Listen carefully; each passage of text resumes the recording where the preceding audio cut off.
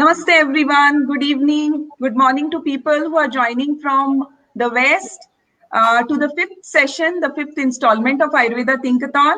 With me, I have Dr. Jankana Mbuch today. Welcome, Dr. Jankana.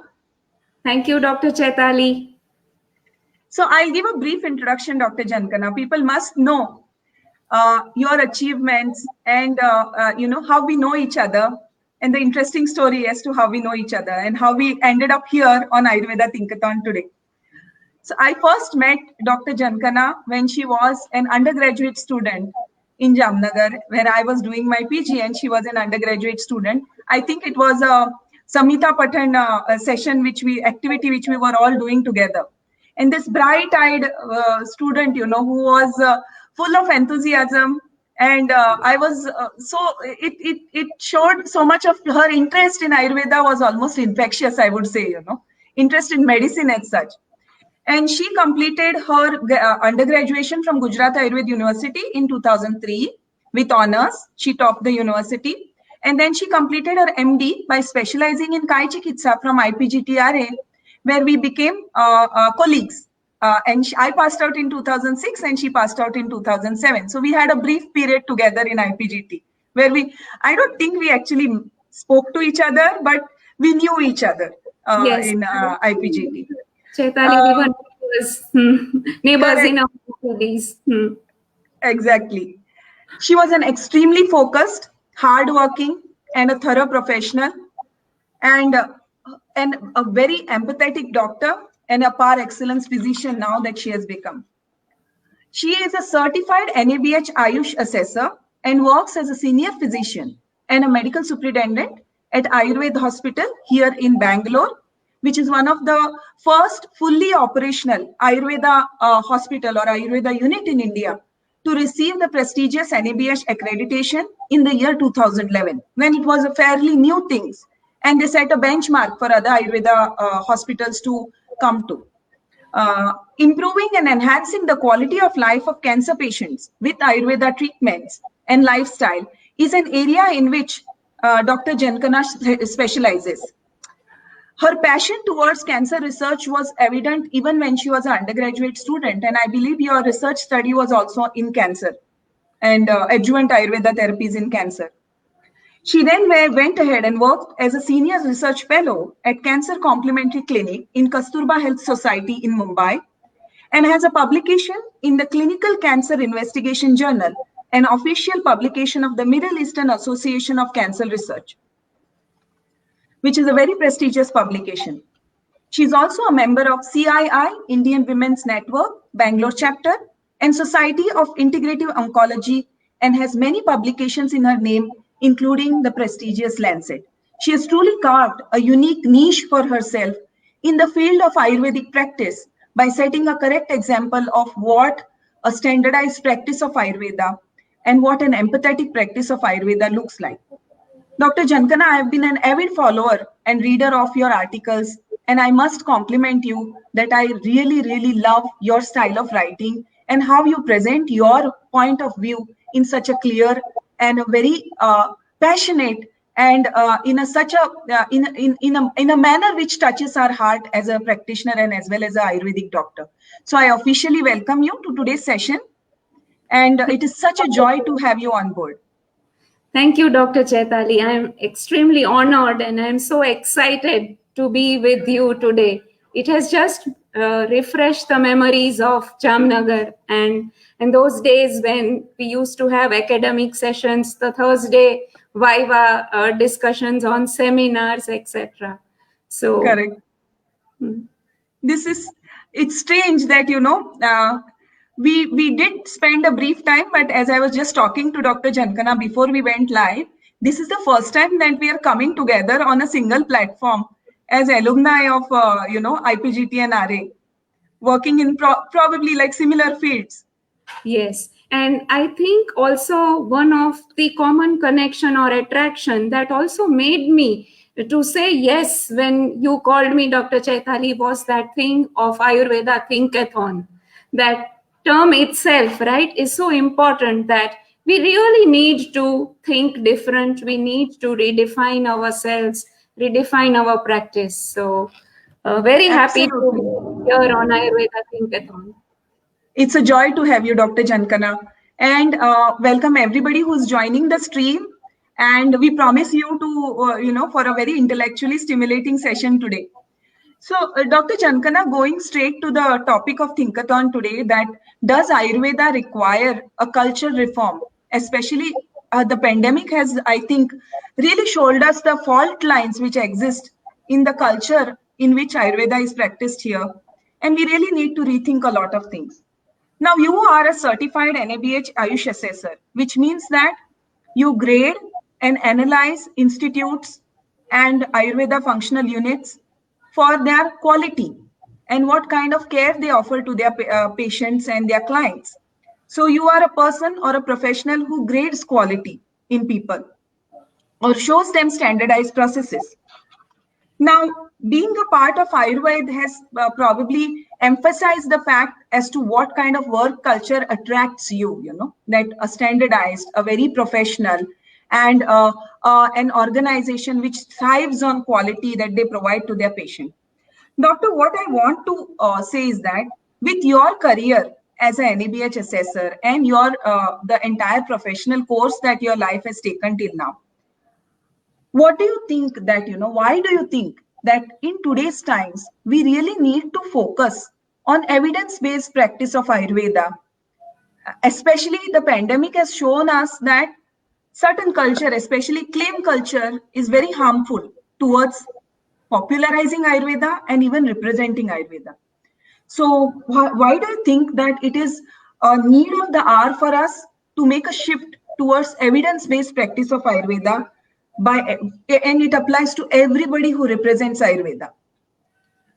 Yes. So, Dr. Chaitali, before we begin and before I try to answer that question, I would like to share a brief background of Ayurveda, because the introduction that you gave and the point that where I came in as a very fresh Vaid from Jamnagar with little practice in Mumbai, and then when I joined Ayurveda in 2012, let me tell you, I was not what I am now, or I was not what I still aim to be. I came as a very fresh and an open-minded learner with an institution like Ayurveda. Ayurveda is a pioneer and a leader in quality system-driven precision Ayurveda.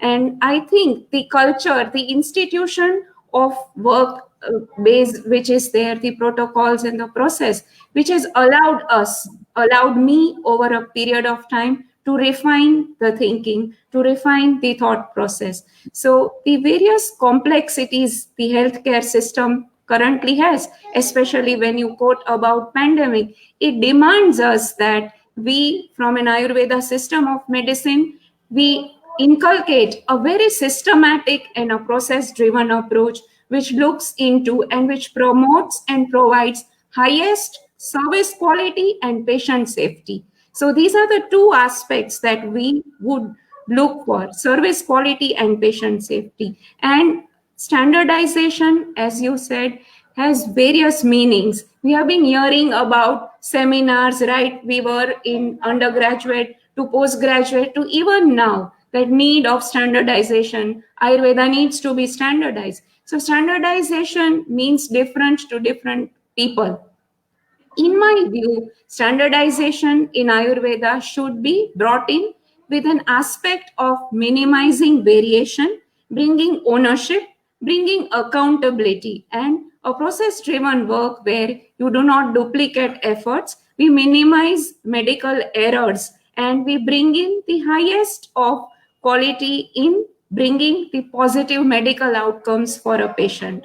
For a system like Ayurveda, where already the mindset of it being slow, if not being it being emotional, it being anecdotal, less of an evidence. So standardization in such a format would allow to bring and translate the core chikitsa into a scientific framework.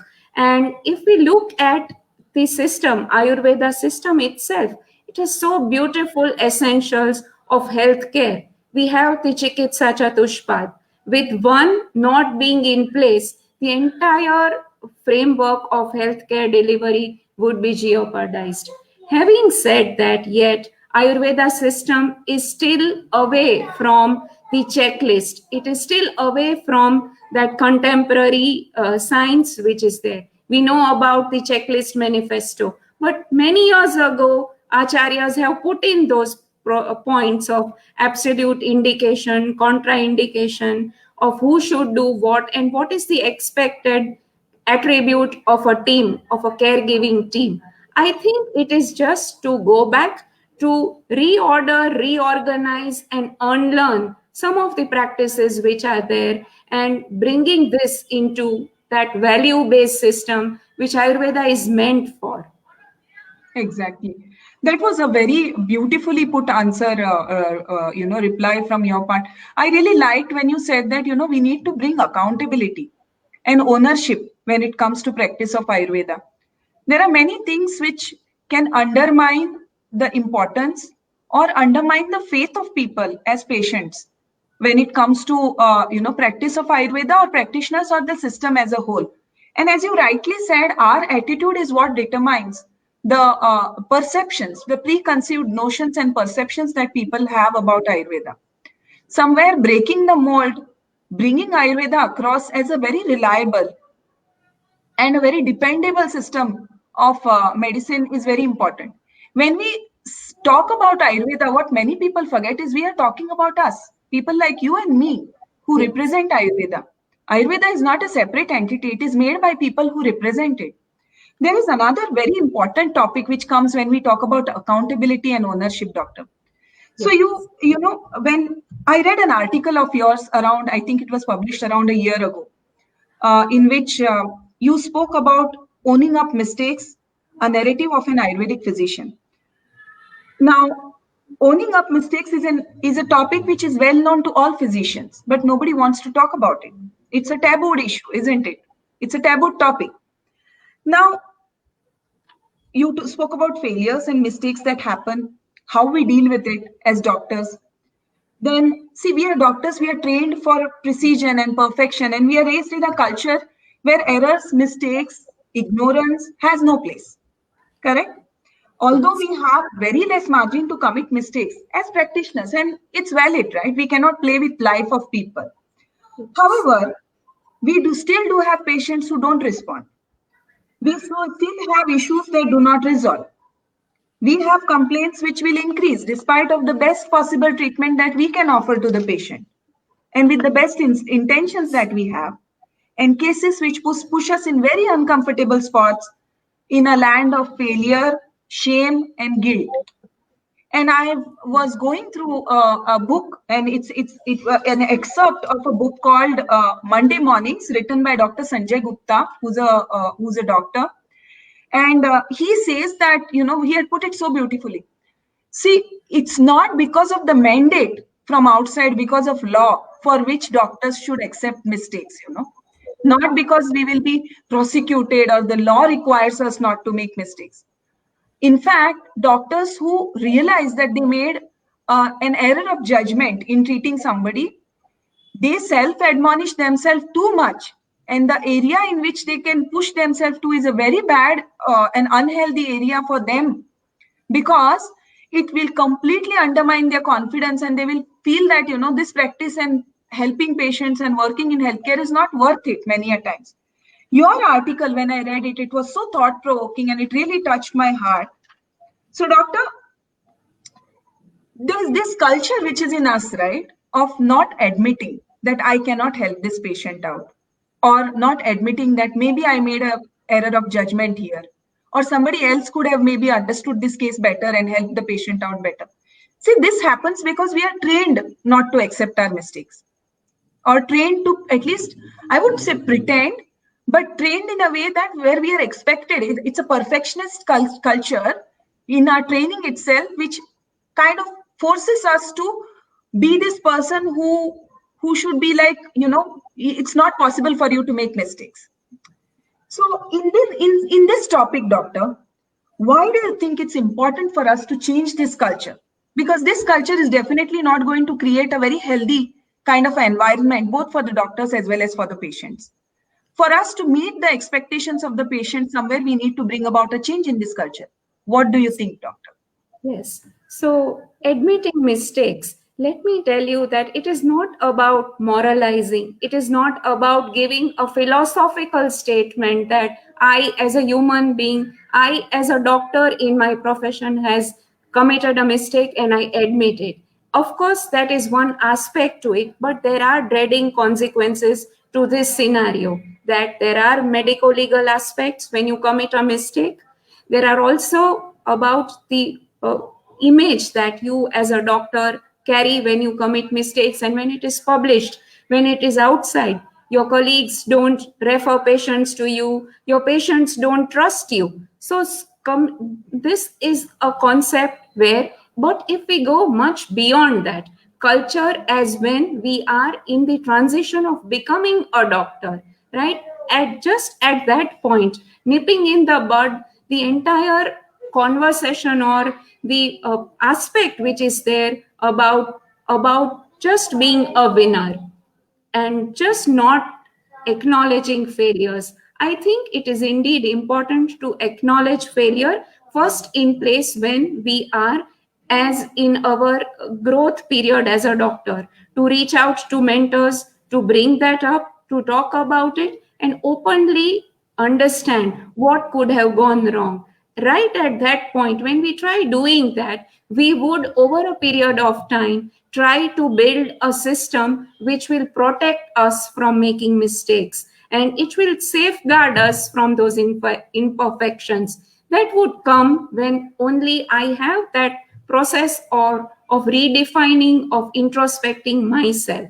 And the second aspect, which comes of failures and success in a larger context, is also about clinical case reports, clinical reporting, where we do not openly talk about mistakes. That why did this chikitsa not work? Should I have gone through a different aspect? What did I miss in first place? Instead of just going around with a claim that no, this is right, patient is wrong, etc.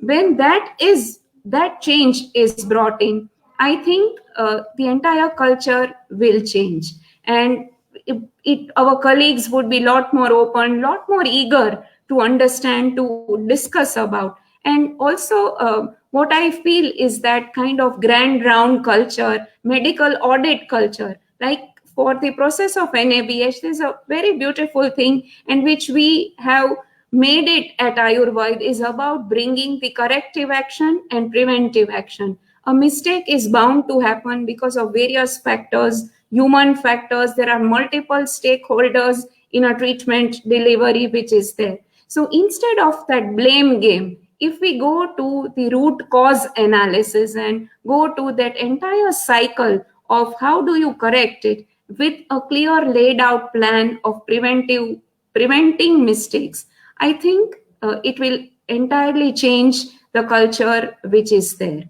So it is important. I think even patients would then, instead of knowing from others, if a doctor confesses, it's not about confessing also, but what was the scenario which led him or her to take that decision? If that is openly discussed, I think there would be a very happy and a warm relationship with the entire team, with the patient.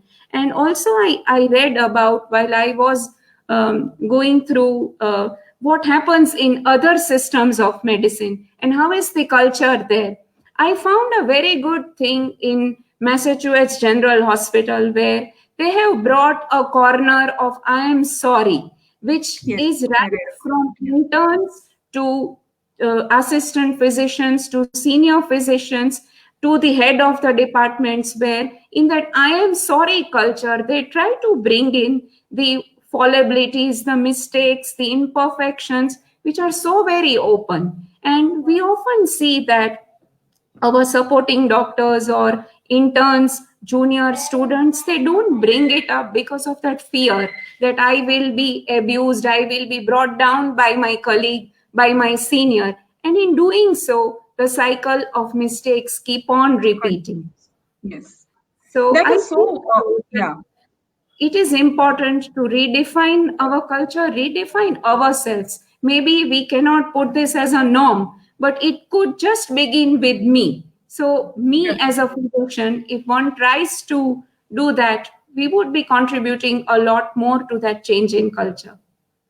Absolutely, doctor. That is so well, beautifully said by you. See, what happens is when even as students or as doctors, we are not implying anywhere here that you should make mistakes and learn from them. That is not we are implying. No matter how much perfection you try to bring in your practice, no matter how much knowledge you try to gain, how much you update yourself, still research study shows that even if you perfect every single stakeholder in the medical system, still it doesn't seem to bring down the errors by 100%. Errors still happen despite of processes being in place, and that's because these processes are run by humans, and humans will make mistakes at some point of time. However, admitting to a process, this is not just in diagnosis, as you said, in Chikitsa Chatushpad there are many stakeholders.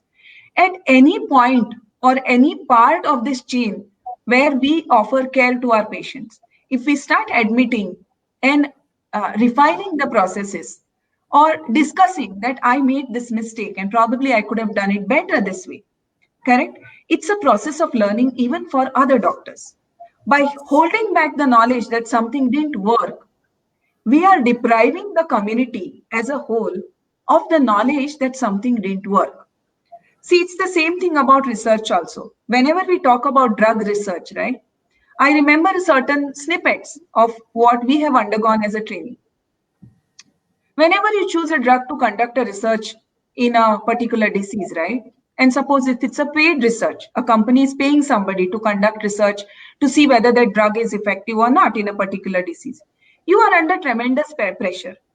And somewhere you feel the pressure to show positive results because no company will value you.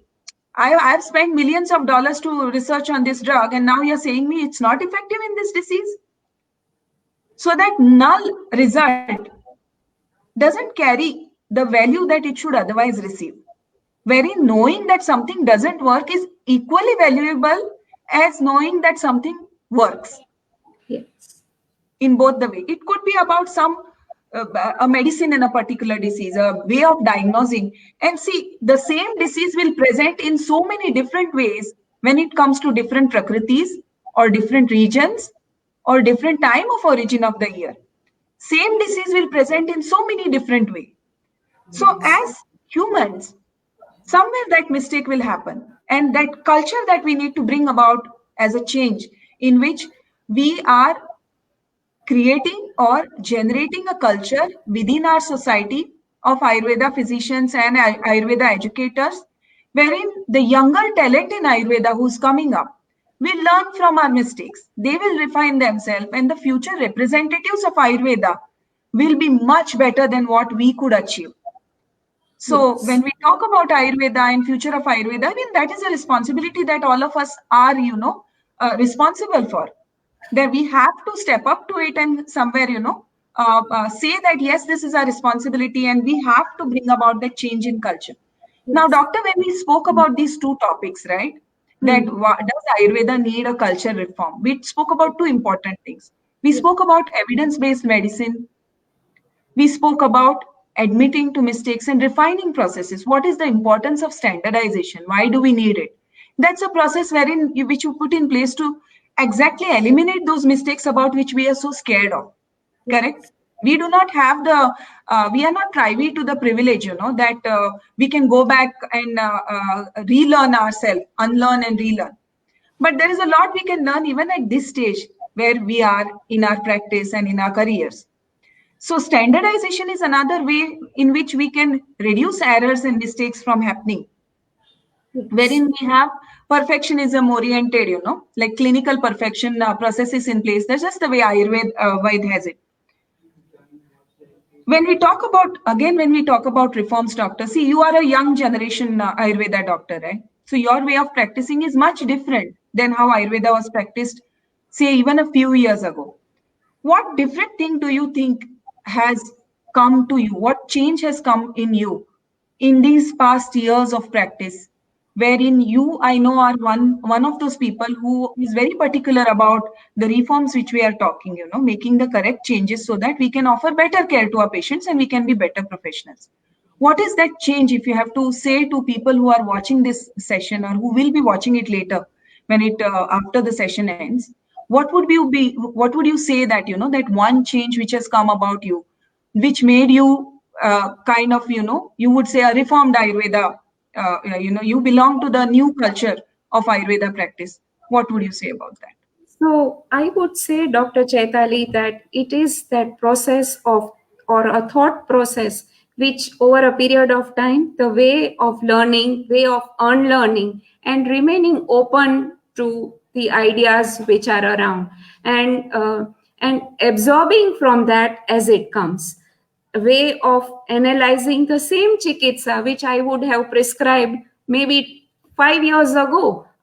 When I look back and I would see that, I would bring in that change. And I think that is only when, if we just go back to our samhitas, go back to our own sutras, and when we try to read them again and again, we would see a hidden meaning. So not that the samhita has changed, it is as it is.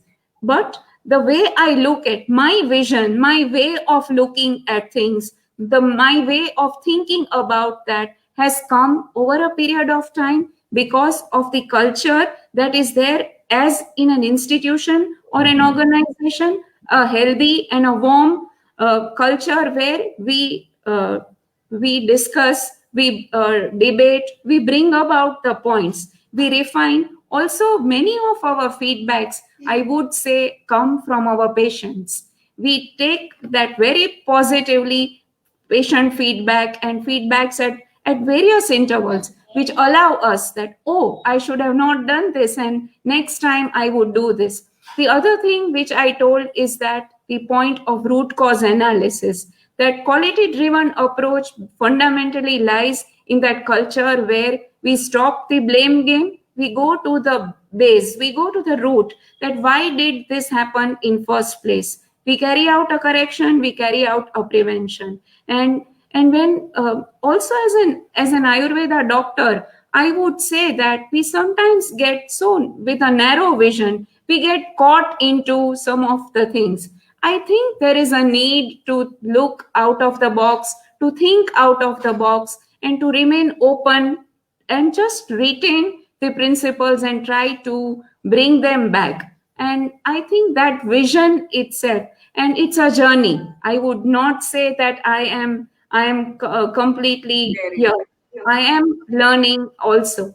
So No, I think I completely agree with you on this, that, somewhere we always remain students, and that attitude should never leave us. Be open to learning new things. If somebody is doing it better than what you are doing, your patient, be it your patient feedbacks or be it feedback from your colleagues, or what you learn every day by looking at other practitioners in your field, or how Ayurveda is practiced in other countries for that matter.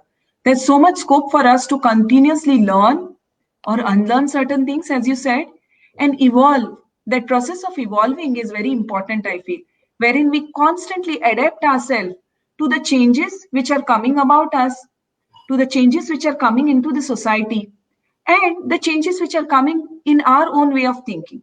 That will allow us to understand the science in a much better way. As you said, same samhitas can be understood in a much different way, and a much better and a practical way, when our approach changes, our experience changes. And going back to the roots of, where we come from, where our philosophies as Ayurveda physicians come from, revisiting them, reanalyzing them, reapplying them in a fresh way, often brings about a huge difference to what you are as a professional, or trying to be as a professional, and what kind of care you want to provide for your patients. This was a wonderful discussion, Dr. Jankana. I'm so happy, I'm very inspired by the answers that you gave. There was so much for me to learn from it, from the clarity that you have. And you are a blazing example to many people who are watching here, and to the students who will watch this in future.